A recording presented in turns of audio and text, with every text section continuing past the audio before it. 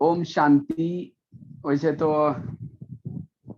पिछली बार थोड़ा सा बताया था शॉर्ट में। शरीर का नाम है भगवान भाई। वैसे लौकिक में महाराष्ट्र से जन्म लिया था, एक सांगली में साधारण परिवार में। 11 साल तो स्कूल भी नहीं गए थे। तो 11 साल के बाद स्कूल में गए। टीचर ने पहले दिन 5वीं कक्षा में बिठाया। तो रोज जब जाना शुरू किया, घर वालों ने मना किया, अपने पास पैसा नहीं जाना। तो मैंने कहा नहीं, मुझे पढ़ना है। मेरी लगन दे करके कहा कि ठीक है, बिना पैसे के जाओ। तो रोज जब जाना शुरू किया, 1 साल के बाद 6वीं में, फिर 7वीं में। तो 7वीं कक्षा में बोर्ड की परीक्षा थी। टीचर ने कहा तुम डायरी पेन नहीं लाते, कल से स्कूल में नहीं हो। तो मैंने सोचा मैं क्या करूँ अब। तो रद्दी से डायरी लाता था, पानी से धुलाई करके फिर लिखता था। तो ऐसे एक बार रद्दी में ब्रह्मा कुमारी का किताब मिला और इसी से बाबा के ज्ञान में आए। उस 2 साल ऐसे ही ज्ञान का अभ्यास किया। 2 साल के बाद बड़े शहर में पढ़ने के लिए गए थे। तो वहाँ एक ब्रह्मा कुमारी की गीता पाठशाला मिली। तो वहाँ रोज मैं जाना शुरू किया। ITI का कोर्स कर रहे थे। ITI पूरा हुआ। उसके बाद ड्रामा अनुसार पहली बार, मेरे पास पैसे भी नहीं थे, हमारे सेंटर के भाई बहनों ने मेरे को कपड़े भी सिलाई किया और उसके बाद मेरी टिकट भी बनाए, मधुबन में लेके आए। लेकिन जब मधुबन देखा तो मुझे लगा कि सचमुच अगर सेवा करनी है इस यहाँ करनी चाहिए। मैंने तो घर में पत्र लिखा। तो घर वालों ने कहा कि तुमने खुद पढ़ाई किया, सब कुछ किया, तुम देख लेना। तो फिर मैं वहां रहा। रहते रहते 2 साल मधुबन में रहा। तो रात भर उस समय बाबा आता था, मतलब उस समय 89 में वगैरह, 87 में। तो मैं सेवादारी में विज्ञान भवन में, कुंज भवन में रहता था। तो रात रात बैठ करके बाबा मुरली चलाता था। तो बहुत अच्छा स्थिति थी। तो एक दिन क्या हुआ, अचानक 2 बजे गुलजार दादी ने मुझे किसी के द्वारा बुलाया। दोपहर को 2 बजे बुला करके कहा तुम दिल्ली देखोगे? दिल्ली देखा है? मैंने कहा नहीं दादी, मैं दिल्ली नहीं देखा, मैं पहली बार ट्रेन में यहाँ तक आया हूँ, दिल्ली नहीं गया। तो कहा कि दिल्ली जाओगे? हमने कहा दादी जी आप जाएंगे तो मैं भेजेंगे तो मैं जरूर जाऊंगा। तो और मेरे को तो इतनी नशा चढ़ी कि जिस जिस बाबा को हम इस रथ के द्वारा मिलते हैं, आज उस दादी को मुझे सामने मिलने का चांस मिला है। तो मेरे को बहुत ये चला। तो कहा कि अभी ऐसा है, आधा घंटे में आप अपना सामान लेकर के आ जाओ। तो मेरे पास कुछ था ही नहीं, एक छोटी सी ट्रंक था लोहे वाला, उसमें एक ड्रेस था, वो लेके आया। और मैंने कहा दादी दादी ने मेरे को एक बात बताई कि ये बात यहाँ किसी को भी नहीं बताना कि मैं दिल्ली जा रहा हूँ। मैंने कहा दादी मैं इस जिनके पास सेवा करता हूँ उनको, नहीं नहीं किसी को बताने की जरूरत नहीं, मैं बताऊंगी। मैंने कहा मैं दादी जब वापिस आऊंगा मुझे कोई रखेंगे नहीं? कहते नहीं नहीं वो आप मेरे पर छोड़ देना। मैं बोला ठीक है दादी। मुझे लगा कि बाप दादा मुझे भेज रहे हैं, जो होगा अच्छा होगा। मैंने कुछ भी नहीं सोचा, दादी ने जो कहा वैसे किया और मुझे जनरल में मधुबन से दिल्ली भेज दिया। तो दिल्ली में वहाँ विदेशी लोग बहुत आते थे, फॉरेनर के, क्योंकि विदेश से वहां आते थे, क्योंकि अहमदाबाद में एयरपोर्ट नहीं था उस समय, इंटरनेशनल एयरपोर्ट नहीं था। और एक तो मुंबई में जाते थे या एक तो दिल्ली, तो ज्यादा दिल्ली में आते थे। तो उनका खाना वगैरह मतलब खाते थे, वहां बाहर टेंट लगाया रहता था, वहां पूछना ये करना ऐसा करते थे। तो दूसरा ही दिन था, तो वहां संभालने वाला भाई मेरे को, उन्होंने क्या किया, मेरे से टीन मांगा। तो मैं तो हिंदी भाषा इतनी अच्छी नहीं जानता था, मुझे टीन कुछ समझा ही नहीं। तो मैंने दोबारा धीरे से बोला भाई जी टीन मतलब क्या लाना है? तो उनको तो थोड़ा गुस्सा आ गया। उन्होंने क्या क्या पता नहीं, कहा कि दादिया पता नहीं कौन से गधे भेज देते हैं, और मेरा हाथ पकड़ करके क्या क्या, वो एक भाई को कहा कि इसको जाकर के बगीचे में छोड़ के आओ। तो मेरे को वो रात को ही भाई क्या क्या वापिस छोड़ के आया, वो बगीचे में छोड़ दिया। तो मैंने कोई खाना वगैरह भी खाया नहीं था। तो मैंने सोचा आप क्या करेंगे बाबा, मैं कहाँ पहुंच गया। तो मेरे को एक मन कहता ही नहीं किसने भेजा है, बाबा के रथ ने तुमको भेजा है, जो होगा सब अच्छा होगा। तो रात को पुलिस वाला जैसे वो ये करता ना, चक्कर लगाता है, वैसा वो चक्कर लगा रहा था। तो मुझे लगा पुलिस वाला देख करके मेरे को कोई कहीं लेके जाएगा। तो अंदर से बहुत संकल्प चलने लगे। तो सामने से जैसे बाबा ही जैसे सामने मेरे को संकल्प देता है, बच्चे कहीं नहीं जाना, तुम वापिस सेंटर पर जाना, तुमको हिंदी सिखाऊंगा, ऐसा करके संकल्प। तो मैंने कुछ नहीं सोचा, निश्चिंत होकर के बैठा रहा। तो सवेरे क्या किया, मैं वहां वापिस सेंटर पर गया, तो वो भाई कहता है तुम मेरे पास सेवा नहीं करना, तुम जाकर के किचन में पोछा लगा दो। तो मैं किचन में पोछा लगाता था। तो पोछा लगाते लगाते जो भाई खाना बनाता था, मैं उसको पूछता था, कहता था भाई जी आप क्या क्या बना रहे। वो कहता था नहीं तुम मेरे तरफ नहीं देखो, तुम अपना पोछा लगा दो, खाने का आप कुछ नहीं आएगा करके। फिर भी मैंने क्या करता था, पोछा लगाते लगाते वो क्या क्या डालता है, वो एक डायरी बनाई, उसके अंदर डायरी के अंदर सब लिखता गया। वो काला काला गोल गोल डालते हैं या ऐसे ऐसे डालते हैं, ऐसे करके एक डायरी बनाई, लिख दिया। तो 6 महीना हो गया। फिर दादी सीजन के बाद क्या हुआ, वापिस पांडवन में आई। तो मेरे को एक दिन दादी, वो भाई जो खाना बनाने वाला अचानक वहां से चला गया। तो दादी मेरे को कहते तुम खाना बनाओगे। मैं कभी ना नहीं बोलता था, मैं बोलता था हाँ जी दादी मैं बनाऊंगा। तो मैं क्या करता था, जो लिख करके रखा था वैसे वैसे मैंने क्या किया, छोक लगाना शुरू किया, धीरे धीरे खाना बनाना शुरू किया। अब उस समय फिर रोटी बनानी थी। अब मुझे तो रोटी ठीक आती नहीं थी, तो बनाते समय कई मैप जैसे बनता था। तो वहाँ की बहनें तो पढ़ी लिखी थी, वो आशा बहन रहती थी, फिर उसके बाद पुष्पा बहन रहती थी। वो रोटी को पकड़ करके कई कहते थे I don't like India map करके। लेकिन दादी कहती थी नहीं, उसी भाई का हाथ का खाना खाओगे तो आपका योग भी लगेगा। क्योंकि मेरा योग का बहुत शौक रहता था। जब भी टाइम मिला बाबा कमरे में बैठता था, किसी से बात नहीं करता था। जब भी किचन से टाइम मिला बाबा कमरे में बैठता था। दादी कहती थी नहीं तुम लोग उसके हाथ का ही खाओ। क्योंकि दादी को भी हम क्या करते थे, नीलू दादी ऊपर के मंजिल पर रहती थी, वहां बीच में एक टोकरी लगाई थी। और टोकरी से क्या करते थे वो, ये करते थे। तो इसी तरह वो रोटी बना करके वो इसमें टोकरी लाइट में लाइट रखते थे। कहीं चला गया, वो वीडियो नहीं हाँ आ रहा है लाइट, अभी आपका, वीडियो नहीं थोड़ा नहीं आ रहा है, लाइट कहीं लाइट चला गई है, आ जाएगी 2 मिनट में। गया, लाइट लाइट आ की कोई जाएगी। हर्जा नहीं, खाली ऑडियो हाँ कर दो, कोई हर्जा नहीं, बहुत अच्छा नहीं है, कोई बात नहीं, 2 मिनट में आ जाएंगे। कोई हर्जा तो नहीं। हाँ, तो क्या हुआ, ऊपर से नीलू बहन मेरे को बोलती थी भगवान एक रोटी बना करके डाल दो। तो मैं फटाफट बना करके, दादी खास सिंधी रोटी खाती थी। सिंधी रोटी मतलब रोटी जैसे हम फुल्का बेलते हैं, बेल करके उसको बीच में तेल लगा करके फिर दोबारा फोल्ड करके फिर बेलते थे। और फिर उसको तवे पर सेक करके फिर उसको गैस के ऊपर सेकते थे। सेक करके उसको ऊपर से तेल वगैरह लगा लेते थे। और उसको, वो रोटी एकदम नरम रहती है। जितनी भी मधुवन से दादियां वहां से, जैसे चंद्रमणि दादी, उसके बाद मनोहर दादी, जानकी दादी भी लंदन वगैरह कहीं जाना तो वाया दिल्ली होके जाती थी। तो वहां दादियों को, मुझे बड़ी दादी भी आती थी, मोहिनी बहन, मुन्नी बहन, तो सभी को रोटी बनाने के मतलब किचन में सेवा करते थे। तो दादी कभी कभी प्यार से कहती थी दादी हमको पता है भगवान रोटी खिलाता है। तो मेरे को इतना अच्छा लगता था, दादी हमने कहा कितना ये करती हैं। तो जब भी किसी को रोटी चाहिए तो इस तरह से मैं धीरे धीरे खाना बनाना सीख गया। तो एक दिन क्या हुआ, गुलजार दादी चक्कर लगाते लगाते किचन में आई।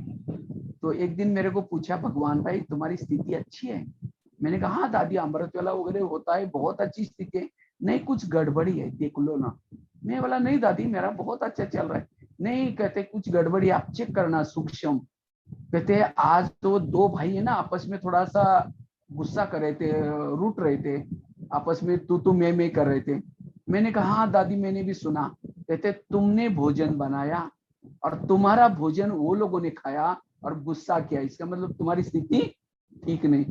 तो मैंने सोचा सचमुच कितना सूक्ष्म दादी ध्यान खिंचवाती थी, भोजन बनाने वालों का कितना अटेंशन। जैसे इससे मैंने सीखा कि आज घरों में प्रॉब्लम्स होते हैं, क्योंकि जो भोजन बनाने वाला जितना बाबा के याद में लगन में बनाता है उतना परिवार में भी शांति आ सकते है। इससे मेरे को बहुत ये लगा कि किचन में अगर भोजन बनाना है हमारी स्थिति बहुत अच्छी चाहिए। तब से मैंने और पुरुषार्थ करना शुरू किया, बिल्कुल योग युक्त होकर के खाना बनाता था।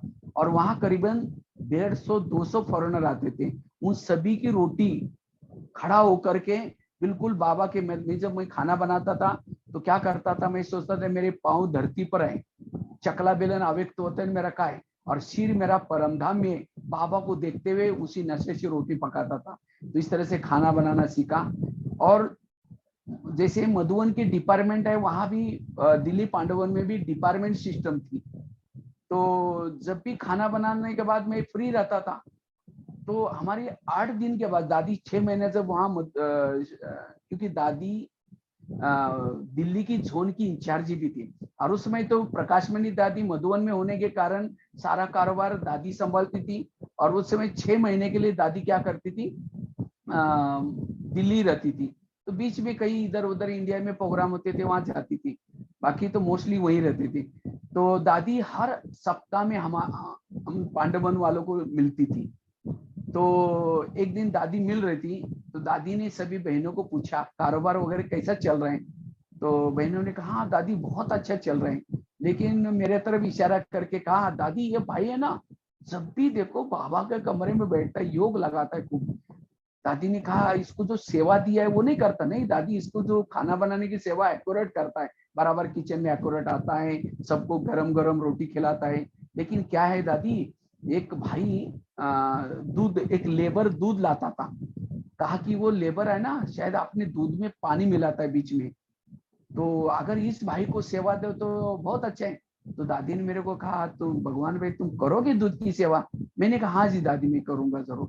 मैंने उसको पॉजिटिव लिया। मैंने सोचा अगर दूध लाने के लिए जाऊंगा तो मैं साइकिल, मुझे चलानी नहीं आती थी, साइकिल सीखूंगा और वहां जाकर के किसी को ज्ञान भी सुनाऊंगा, ऐसे उसको पॉजिटिव लिया। फिर मतलब खाना भी बनाता था, 2 किलोमीटर वहां जाकर के दूध भी लेके आता था, वो भी सेवा किया। उसके बाद फिर मैं अगले सप्ताह में कहा कि दादी, दादी ने पूछा कारोबार वगैरह सब ठीक चल रहे हैं? तो बहनों ने कहा दादी, लेकिन कहा है दादी, एक जो भाई लेबर था वो किचन में पोछा लगाता था दिन में।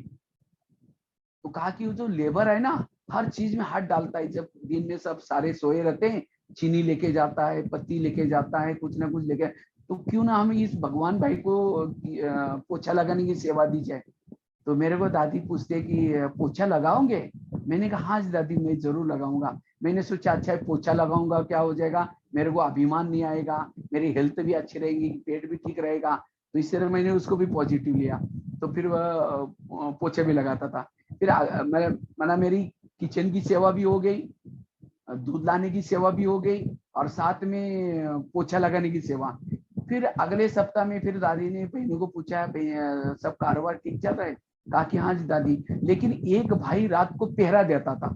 जब फॉरेनर आते थे ना, पहरा मतलब रात को जागना नहीं होता था। वहां एक म्यूजियम था, म्यूजियम के अंदर जहाँ दादी मिलती थी सभी से, वीआईपी से, तो वहां एक सोफे पर वो भाई सो जाता था।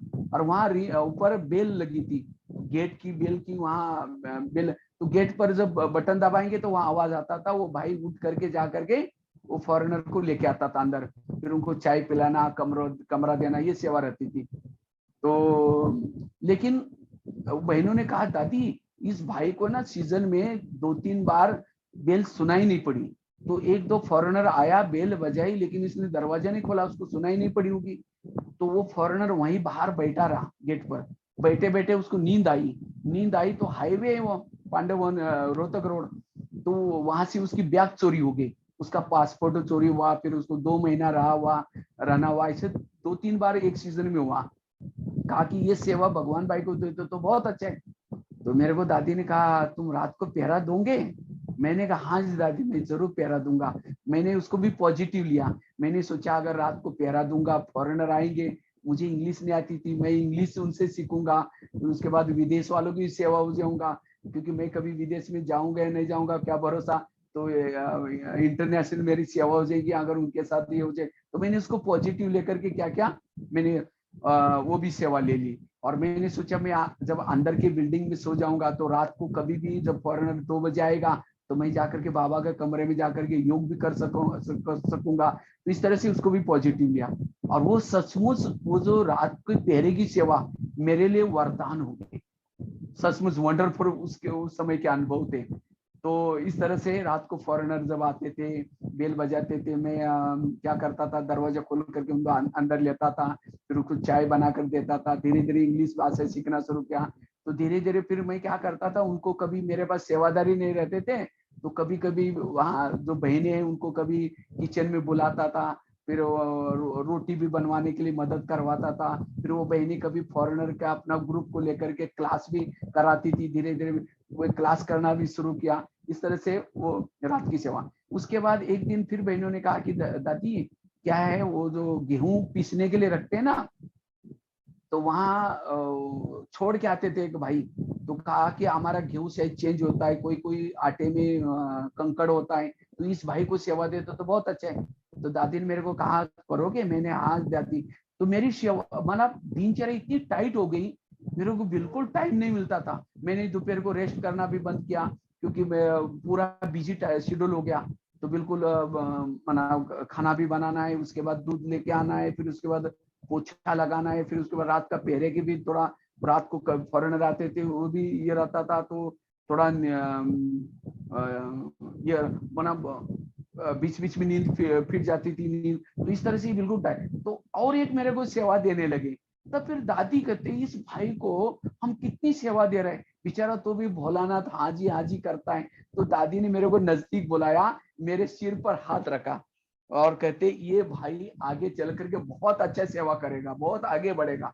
और सचमुच मैं एक मधुबन में जब आया था, एक पत्थर था, क्योंकि ना हिंदी भाषा जानता था, ना खाना बनाना जानता था, ना दो शब्द बोलता था, लेकिन दादी का वो हाथ, जैसे मेरे को बाबा का हाथ ही मेरे सिर पर पड़ा, और वो वरदान, और उसी वरदान से आज मधुबन में डायमंड हॉल में क्लास कराते हैं, आज पूरा भारत में जाकर के। सचमुच मैंने इसे ये सीखा, अगर बड़ों के सामने बड़े जो भी हमें सेवा देते, अगर हम हाजी करते, बड़ों से हमें दुआएं मिलती। तो मैंने कभी भी तब से ना नहीं किया। और सचमुच जब मैं वो इतनी सारी सेवा करता था, तो दादियां जब आती थी, मोहिनी बहन वगैरह आती थी, मोहिनी बहन देती थी, दादी तुम्हारे पास हमने ये आपके पास ऐसे महावीर है, देखो अभी अभी दूध लेके आए, अभी अभी पोछा लगा रहा है, अभी अभी। जब शांतिवन बन गया, तो दादी मोहिनी बहन कहती थी इस भाई को हमको दे दो। दादी कहती थी नहीं, हमारे लिए बहुत से यहाँ सेवा करता है, दादी छुट्टी नहीं देती थी। तो दादियों ने देखा कि ये बहुत अच्छे से, और जो हमने वहां पांडवों में सीखा, जब मैं वहां से यहाँ आया, तो किचन की सेवा करने के, मेरे को किचन संभालने के लिए सेवा दे दी, तो ये फायदा हो गया। और जब मैं वहां ये सारी सेवा करता था, बहुत बिजी रहता था, तो उसी समय जब बिजी रहता था, तो उसी समय बहनें मेरे को, और खुश रहता था वो, तो बहनें मेरे को पूछती थी आप इतने खुश क्यों रहते। मैंने कहा मेरी सबसे ज्यादा कमाई हो रहे हैं, क्योंकि दूध की दुआएं भी मुझे मिल रहे हैं, पोछा लगाने की दुआएं भी मिल रहे हैं, उसके बाद फिर रात को पहरे की भी दुआएं मिल रही है, किचन की भी दुआएं मिल रहे हैं। माना जिसकी सेवा ज्यादा संगम युग में, उतना दुआएं ज्यादा, जिसकी सेवा कम उसको दुआएं। तो ये मेरे को ये लगा कि जितनी ज्यादा सेवा है, उतना माया से भी हम सेफ है, व्यर्थों से भी सेफ है। इसीलिए मना ये। तो इस तरह से दादी, और दादी जब भी विदेश जाती थी, हम तो मुझे लगता है 10-12 भाई रहते थे पांडवन में, और 10-12 बहनें भी रहती थी। जब दादी जब विदेश जाती थी, सभी को बुला करके सभी से छुट्टी जब लेती थी, तो दादी एक एक से पूछती थी तुमको क्या लाना है, तुम्हारे लिए विदेश से मैं क्या लेके आऊं। जैसे कोई एक माँ अपने बच्चों को पूछती है कि मैं क्या क्या लेके आऊं, तो मैं कहता था दादी मुझे पेन लेके आना, मेरे लिए पेन, क्योंकि मेरे को आर्टिकल लिखने का बहुत शौक था। और एक पायलट पेन मिलती थी उस समय वो पेन इंडिया में नहीं मिलती थी, आजकल मिलना शुरू हो गया, लेकिन वो पेन, उस पेन से बहुत सुंदर राइटिंग आता था। मैं कहता था दादी मुझे पेन लेके आना। तो नीलू बहन को कहती थी देखो सभी की चीजें लिखना और मुझे याद दिलाना, हम वहां से खरीद करके लेके आएंगे। जब वहां से आती थी दादी, हम जिसको मेरे को कहती तुमको कोई जैकेट, तुमको, मैं बोला दादी मुझे और कुछ नहीं चाहिए, मुझे पेन चाहिए बस।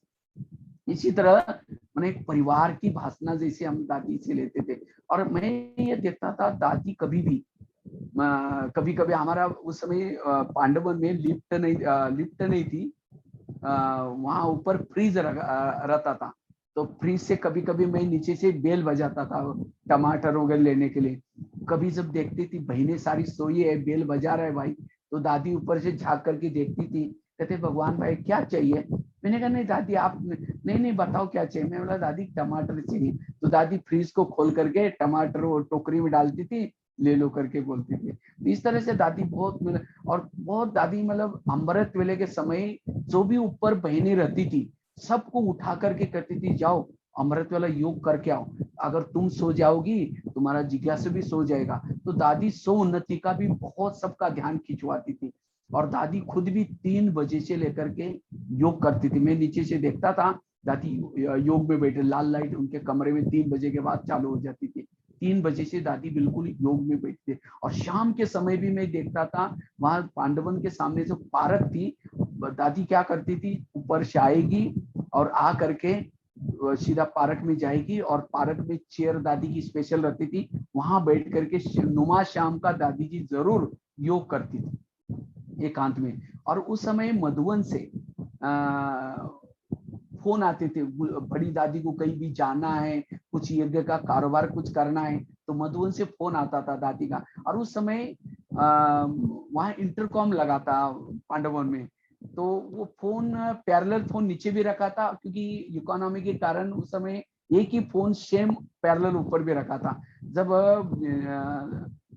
दादी ऊपर फोन नहीं उठाती थी तो हम लोग बात कर लेते थे क्या चाहिए। तो दादी कहती थी, जैसे प्रकाश मन दादी का फोन आता था तो कहती थी दादी को संदेश देना है, ऐसा ऐसा संदेश के लिए दादी को कहो बात करो। फिर हम क्या करते थे, वो वहां का इंटरकॉम से दादी को कहते थे दादी जी ऐसा ऐसा मधुबन से बड़ी दादी बात कर रहे हैं, वो कुछ संदेश के लिए आप उनसे बात करना, फोन उठाना। तो इस तरह से मतलब फोन का मधुबन से जो भी कुछ कारोबार चलता था दादी को उस समय, फिर बाद में तो वो फोन लगा दिया। तो इस तरह से बहुत अच्छा। और दादी मतलब जैसे एकदम एक बार क्या हुआ, एक 2 भाई का होता है परिवार में रहते हैं तो आपस में थोड़ा कुछ खिटपिट हो गई एक बहन की और भाई की, तो कुछ तो मैं हो गया, दोनों दादी के पास चले गए।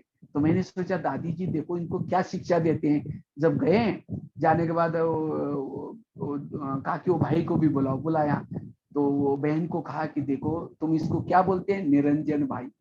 कहा कि लौकिक में अगर कोई भाई बहन का झगड़ा होता है तो क्या होते हैं, अपने भाई को क्षमा कर लेना, कोई बात नहीं आप निरंजन अपने बहन के ऐसा कभी नहीं बोलना। और तब से मैंने देखा वो भाई बहनों में कभी भी झगड़ा नहीं हुआ। तो इस तरह से दादी को ये याद दिलाते कि हमारा एक परिवार है, हम एक परिवार के सदस्य हैं, हमें कभी ऐसा नहीं करना चाहिए, तब हमारा आपस में बहुत अच्छा है। और दादी जी मैं देखता था कभी कभी दादी जी जोनल इंचार्ज है, जोनल इंचार्ज के कारण दादी के पास बहुत सारी बहनें आती थी। कभी कभी सेंटर की कोई कंप्लेन रहती थी, कोई छोटी बहनों की कंप्लेन रहती थी।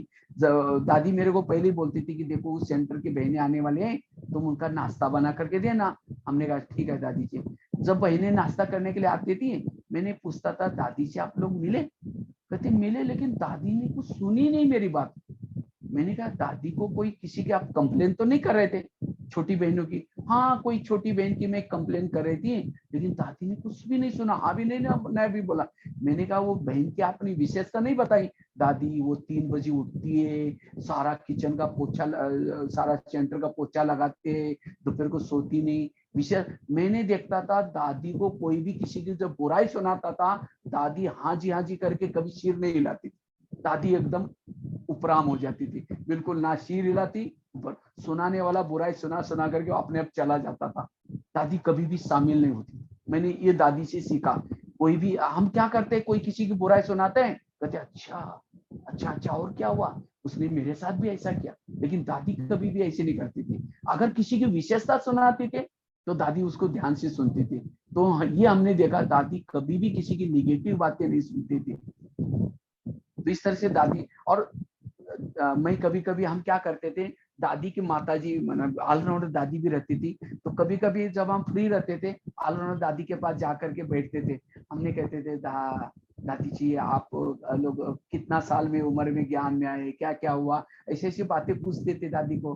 तो दादी जब ऑलराउंडर दादी जब हम दादी के पास जाते थे ऑलराउंडर क्या, तो उस समय दादी ऊपर नीचे देखेगी, कहते लाल लाल बोलती थी ऑलराउंडर दादी, कहते लाल तुमने जुराब नहीं पहना? मैंने कहा था नहीं ठंडी नहीं लग रही। नहीं ये बाबा का दिया हुआ शरीर है, ये बहुत अमूल्य है, इसको संभाल करो। दादी क्या करती थी, अपना जुराब निकाल करके फटाफट ये मेरे सामने पहनो करके देती थी, माना इतना प्यार देती थी। कभी किसी को समझो सबको टोली बांटी और कोई एक आधा भाई बाहर है तो दादी उस टोली को लेकर के हाथ में रखती थी, कहते लाल वो आया। जब तक उसको टोली नहीं दी दादी उसको पकड़ के अच्छा नींद भी आई तो टोली को लेकर सो जाती थी। सवेरे माना दोपहर उठते ही कहते वो भाई को बुलाओ, उसको टोली देनी है, माना इतना प्यार। इसलिए हमको कभी भी घर भी याद नहीं आता था, इतना दादियों का प्यार। और दादी जी से दादी ऑलराउंडर दादी से मैंने बहुत सारी बातें सीखी। एक तो एक दादी ने बहुत वंडरफुल बात बताई थी, कहते हैं दादी के मतलब ऑलराउंडर दादी के पति मतलब गुलजार दादी के पिताजी, कहते हैं एक बार क्या हुआ, वो विदेश में रहते थे, तो एक बार वो आकर के शराब पी करके बहुत पिटाई की, तो कहते हमको ये चाहिए, मांसाहार बना करके दे दो। अब ये तो वो मंडली में जाते थे, ज्ञान में चलते थे, अब कैसे देना है, तो वो तो शराब पिए थे, नशे में थे। तो दादी ने कहा कि मैंने क्या किया, आटे की सब्जी बनाई।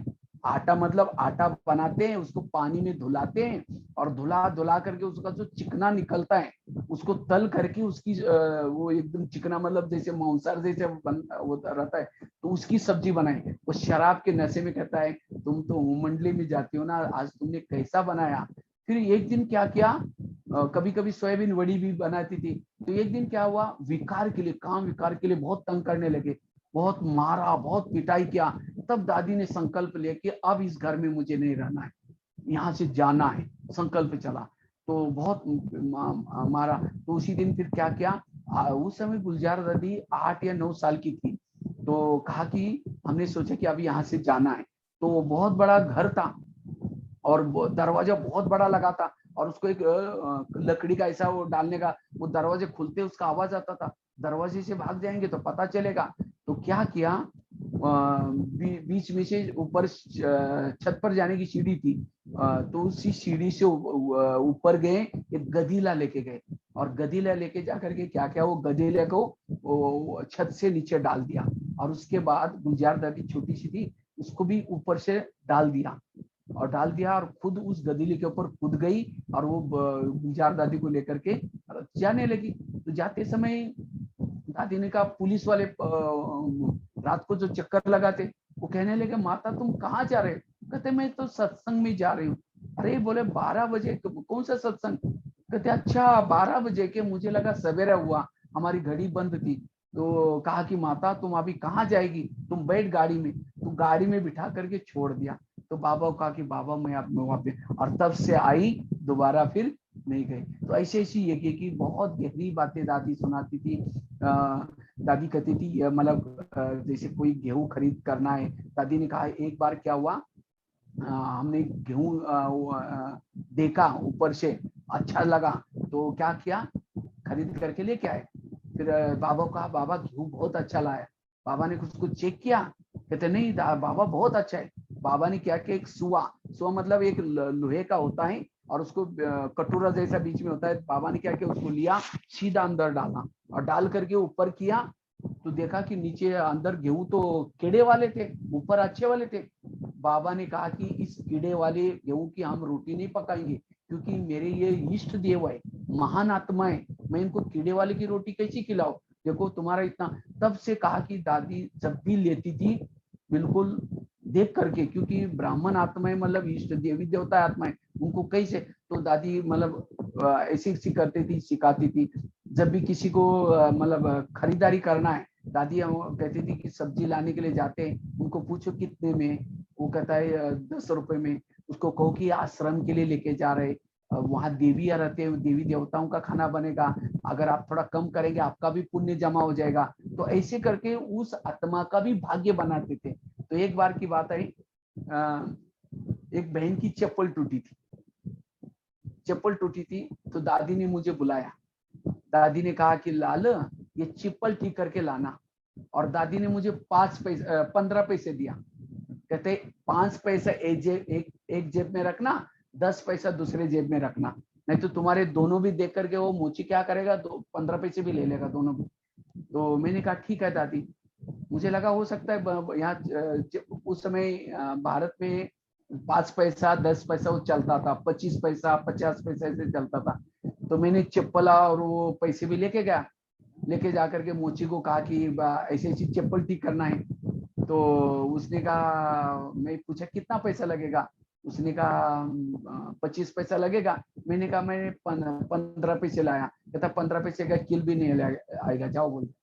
मैंने कहा आपको पता है एक यहाँ आश्रम है, क्योंकि दिल्ली में ब्रह्मा कुमारी सेंटर कहेंगे थोड़ी भावना कम होती है, लेकिन आश्रम बोलते भावना जागृत होते। कहते हैं अच्छा आश्रम, वहां जो देवियां रहते हैं उनकी चप्पल है। वो चप्पल लेकर के उसने माथे लगाई। कहता है मेरा तो भाग्य है। तो उसने ठीक करके दिया और मैं पैसे दिया। कहते नहीं पैसे नहीं चाहिए, आप पैसे लेके जाओ, आश्रम कहना। तो मैंने पैसे भी लिया और दादी को पैसे भी दिया और चप्पल दिया। कहते हाँ ये लाल को कुछ सेवा करने की अक्ल है। कहते वो मोची बाबा के यज्ञ के 15 पैसे बचे हैं, इसीलिए त्रेता युग में 6 महीने के लिए लास्ट में त्रेता युग में स्वर्ग में आएगा। कितनी वंडरफुल बात है।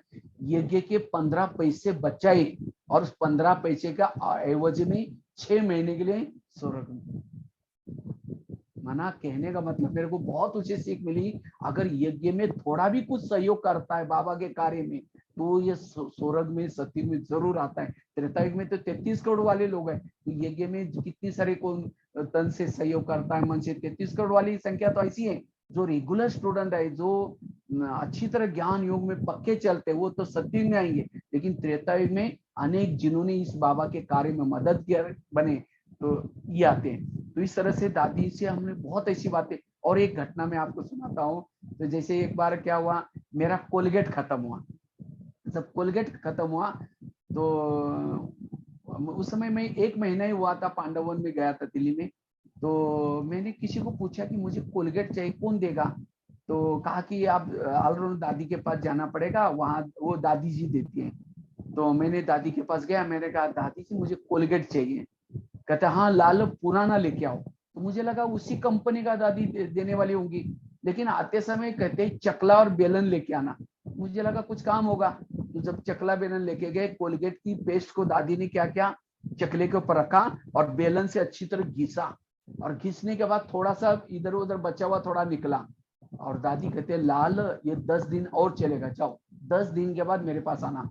और उस समय दादी ने एक बात गहरी सुनाई, और उस बात का असर अभी भी मेरे जीवन में है। दादी ने कहा हमको जब यज्ञ के लिए पैसा चाहिए, हम बाबा के पास जाते, संकल्प देते बाबा यज्ञ के लिए पैसा चाहिए।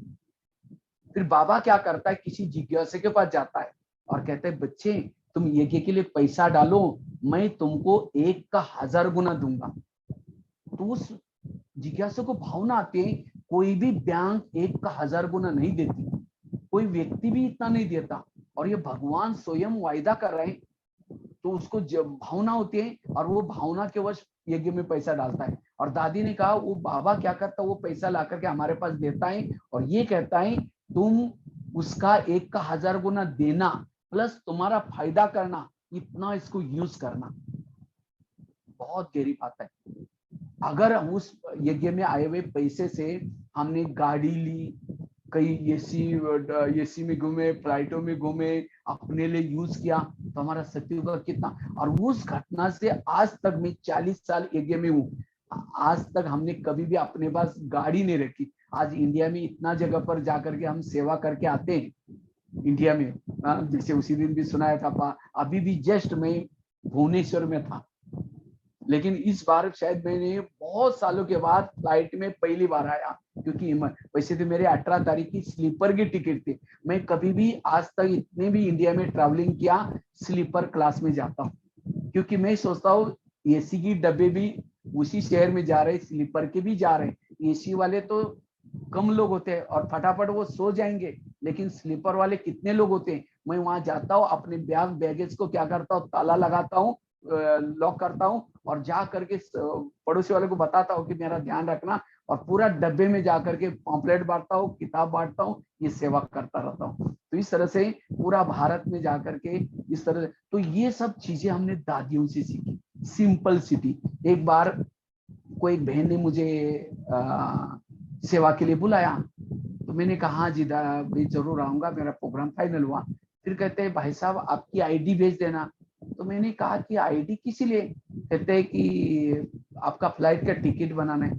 बहन जी मैंने कहा मैंने टिकट बना कर रखा है, स्लीपर की टिकट से मैं आऊंगा। कहते हैं भैया आप क्या क्लास कराएंगे, आप फ्लाइट में आएंगे? मैं बोला बहन जी मैं तो गरीबों को भगवान भाई हूँ, आमिर के नहीं है, आमिर के नहीं है। अगर आप फ्लाइट वाले दूसरे भाई होते हैं उनको भले बुलाओ, मैंने गया ही नहीं, प्रोग्राम कैंसिल किया। तो कहने का मतलब जितना हम इकोनॉमी से चलते हैं, जितना मुझे लगता है एक बार जानकी दादी की घटना सुनाता हूँ। दादी ने हमारे निवासी की एक दिन मीटिंग रखी थी, उसमें क्लास चल रहा था। दादी कहते मैंने एक विंग बनाई, मेरे विंग में जो आएगा लेकिन वही आ सकता है, उसके लिए कुछ शर्तें हैं, जिसके पास गाड़ी ना हो, जिसका बैंक में अकाउंट ना हो, ऐसा ही मेरे विंग में इकोनॉमी। तो दादिया भी यही चाहते हैं, तो बाबा भी इकोनॉमी, ब्रह्मा बाबा कैसे इकोनॉमी से, बाबा कैसे झोपड़े में रहे, कैसे बाबा सिंपल सिटी में रहे। तो इसी तरह हमारी जितनी सिंपल सिटी है, जितना हम सिंपल रहते हैं, उतना हमारे ज्ञान का प्रभाव ज्यादा से ज्यादा पड़ता है। ये हमने दादियों से सीखा और वो अभी भी हमने लागू रखा है। मैं देखा मेरे पास, मेरे बाद भी काफी सारे भाई लोग आए, काफी सारे गाड़ियों में अच्छी अच्छी बुलेट वगैरह मोटरसाइकिल है, लेकिन मैंने कभी भी, हमने वो दादी की बातें याद आते हैं, नहीं इकोनॉमी से चलना है। तो इसी तरह हमने दादियों से इकोनॉमी, लेकिन दादी जितनी इकोनॉमी करती थी उतना प्राग दिल भी थी, उतना दादियों का स्नेह प्यार भी रहता था हमारे साथ में। ऐसा नहीं कि इकोनॉमी मतलब एकदम कंजूस, लेकिन उतना ही दिल बड़ा भी था। तो ये बातें हमने दादियों से सीखा। गुलजार दादी से भी बहुत मैंने एकांतवासी, मैंने दादी गुलजार दी को कभी भी पैसा गिनते समय वो पैसे को कभी भी हाथ नहीं लगाती थी, एकदम दादी जी न्यारा और प्यारा रहती थी। दादी ने दादी के पास जब भी मैं यहाँ भी आने के बाद, और यहाँ भी आने की छुट्टी मुझे एक बार की बात मेरे को जब मोहिनी बहन ने और दादी ने कहा कि आपको मधुबन में आना है, जब ज्ञान सरोवर बन रहा था, तो दादी को कहा कि दादी इसको छुट्टी दे दो, हम ज्ञान सरोवर लेके जाएंगे, क्योंकि आपके पास तो 8 दिन के लिए भेजा था। और अभी शायद अहमदाबाद का उस समय एयरपोर्ट बनने का प्लानिंग भी चल रहा था। कहा कि अभी आपके पास फॉरेनर भी कम आएगी, इनको भेजो। तो दादी ने कहा ठीक है। तो दादी जी राखी बांध रही थी, तो उस समय मैंने सोचा राखी बांध करके मैं निकल जाऊंगा। तो दादी जी राखी बांध रही थी, तो दादी जी मेरे को कहते हैं गुलजार दादी आप क्या संकल्प लेंगे आज? तो पीछे बहनें सारी खड़ी थी, तो बहनें कहते हैं कि दादी जी इसको कहो कि मैं ज्ञान सरोवर नहीं जाऊंगा सेवा के लिए, समर्पित होने के लिए। अब दादी ने राखी पीछे ले ली। तो देखो कहते सारी बहनें कहते हैं कि आप यहाँ रहो तो बहुत अच्छा हो जाएगा। तो मैंने प्रतिज्ञा की, मैंने कहा दादी जी मैं ज्ञान सरोवर सेवा के लिए समर्पित के लिए नहीं जाऊंगा, प्रतिज्ञा कर दी। फिर दादी ने राखी बांधी। तो फिर मोहिनी बहन दोबारा जब आई तो कहते यार तुम तो आने वाले, तुम्हारी छुट्टी भी। मैंने कहा दादी ने ऐसा ऐसा बोला, अरे तुम यही रहेंगे। फिर जब शांतिवन बन गया, शांतिवन बनने के बाद फिर दादी मोहिनी बहन वगैरह बोला कि नहीं अभी आप आओ। फिर दादी को कहा इसको छुट्टी दे दो। तो दादी ने मेरे को छुट्टी दी, लेकिन मेरे को कहा आपने इस पांडवों में इतनी अच्छी सेवा दिया, इतनी भरपूर सेवा किया, हम आपके सेवा से इतने खुश है, आप बताओ कि आपको क्या गिफ्ट दी? मैं बोला दादी मेरे को कुछ ही गिफ्ट नहीं चाहिए। नहीं बताओ। तो किसी ने कहा कि दादी ये जब से दिल्ली आया कहीं भी गया नहीं है इसको। तो दादी ने मेरे को कहा तुमको 6 महीने के लिए मैं छुट्टी देती हूँ, 6 महीने एक लेटर देती हूँ, और कोई भी सेंटर में इंडिया में कहीं भी जाओ, आपसे क्लास करके घूम फिर करके आप आओ, ये मेरे आपके तरफ से। और दादी कहते मेरे पास एक चेयर है, वो चेयर मैं आपको देती हूँ, जब भी अमृत वाला योग करेंगे उसी चेयर पर बैठ करके योग करना। और सचमुच दादी ने मुझे वो चेयर दी थी। तो मैंने तो 6 महीना तक, वो बहुत आराम चेयर थी, उसमें बैठ करके 6 महीना तक मैं रात को कभी बेड पर नहीं सोता था, वो चेयर पर योग करते करते बैठता था, बिल्कुल कभी नींद भी नहीं आती थी। इतना अच्छी अवस्था हमने उस चेयर पर बैठे बैठे बनाई थी। तो दादियों की बहुत सारी बातें हैं, कितनी सारी बातें हैं, क्या क्या सुना है अनुभव। और ऐसी दादी, जिन दादियों के द्वारा मैं तो सचमुच सोचता हूँ, मैंने जैसे आपको बता ना, मेरा जीवन एक बिल्कुल लौकिक में पढ़ाई तो कुछ नहीं किया, 5 कक्षा पढ़ाई की थी, और मैं तो पुलिस वालों से भी डरता था, और साथ में हिंदी भाषा भी नहीं जानता था, खाना बनाना भी नहीं जानता था। लेकिन दादी का वो वरदानी हाथ आज मेरे सिर पर रहा, और जिसके कारण आज यहाँ पूरा भारत में जाकर के कितने सारे जेल में 1200 जेल में आज तक के कार्यक्रम दिए थे, 1200 जेलों में। आज एक भाई ने सुना जब जेल में कार्यक्रम करता है, कहता है भाई साहब सचमुच आप एक ऐसा काम करें, क्योंकि जेल में बहुत तनाव में लोग रहते हैं, बहुत टेंशन में लोग रहते हैं, और जब उनको ये पॉजिटिव बातें, अनुभव की बातें सुनाते हैं, बहुत खुश हो जाते हैं। तो ये दादियों के कारण आज पत्थर को भी दादियों ने बोलना सिखाया। जिस दादी को देख, हमने तो ब्रह्मा बाबा को देखा नहीं, हमने तो शिव बाबा को भी इन आंखों से देखा नहीं, लेकिन हमने गुलजार दादी में ब्रह्मा बाबा की भी अनुभव किया और शिव बाबा का भी अनुभव किया। सचमुच दादी गई, इसलिए हमारे लिए बाबा भी गया, जैसे ब्रह्मा बाबा भी गया। ऐसे दादियों के साथ फिर से मुझे लगता है 5000 साल के बाद ही गुलजार दादी जैसे दादी केवल यहाँ की नहीं थी, सारे विश्व की दादी थी। तो ऐसे दादी के साथ बहुत ही रहने का मौका मिला। और जब भी मैं वहां से भी यहाँ आया तो बीच बीच में दादी के पास जाता था, और जब दादी के पास जाता था उस समय ORC बनी थी, उसके बाद सत्कार भवन बना था। तो दादी के पास जब जाते थे, दादी कहती थी भगवान भाई तुम्हारे जैसे आप सामान बना करके कुछ भाई भेजो।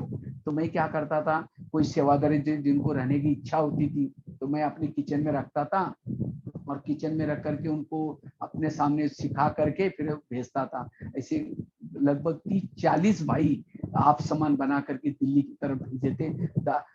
कोई भी भाई अभी सोनीपत में आमिर चंद भाई को कोई भाई चाहिए था किचन वाला, दादी से बात किया, दादी कहते भगवान भाई बना दे देगा, आप उनको फोन करके पूछो।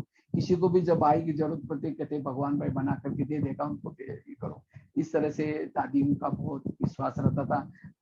और देखो अभी लास्ट की कल तो मैं वैसे तो भुवनेश्वर में था, 2 दिन के लिए वहाँ भट्टी भी थी, और साथ में शिवरात्रि का प्रोग्राम था, तो गए थे। लेकिन अचानक जब दादी का पता चला तो वो बहनी कहती नहीं भाई साहब आपको जाना नहीं है, 2 दिन का प्रोग्राम करना है। मैंने कहा नहीं जाऊंगा, प्रोग्राम करो, क्योंकि एक ही फ्लाइट चलता है वहां से। तो जब वो प्रोग्राम 5 तक हुआ तो मैंने एक भाई को कहा देखो मेरे को अगर दोनों भी प्रोग्राम पूरे हो गए, मैंने कहा देखो कोई फ्लाइट मिलता है तो वो भाई ने कहा कि फ्लाइट तो एक भी नहीं है। लेकिन मैंने कहा ठीक देखो, तो एक फ्लाइट अचानक चालू हुआ था, लेकिन कहा कि वो फ्लाइट बॉम्बे जाता है। मैंने कहा कोई बात नहीं, मैं रास्ते में भी अगर हो तो भी चलेगा। तो उस फ्लाइट से गए बॉम्बे में, और वही फ्लाइट अहमदाबाद में आता था। और उसके बाद वहां 12 बजे अभी आने का कैसे प्रॉब्लम हो जाएगा। तो उसी फ्लाइट में ड्रामा अनुसार दादी की जिन डॉक्टरों ने सेवा की वो सारी टीम आ रही थी। तो जब वहाँ की गाइड बहन थी उसको मैंने कहा मैं ऐसे ऐसे भगवान भाई शांतिवन में रहता हूँ, और मैं दादी के साथ सेवा किया था, दिल्ली में भी रहा था। तो वो बहन कहते ठीक है हम कोशिश करेंगे अपने बात। तो सचमुच उन डॉक्टर के साथ आए। जब डॉक्टरों को मेरा अपना ज्ञान का अनुभव सुनाया क्या क्या सेवा कर, तो डॉक्टरों को भी बहुत अच्छा लगा, उन्होंने मेरे पास हेल्प। तो लास्ट तक देखो दादी ने कैसे मुझे, और 3:30 बजे मैं यहाँ पहुंचा शांतिवन में, जो असंभव था वहां से आना, लेकिन ऐसा संभव हो गया।